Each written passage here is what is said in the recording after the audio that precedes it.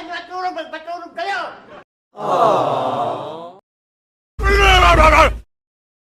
Ta-da! Hello, it's John C.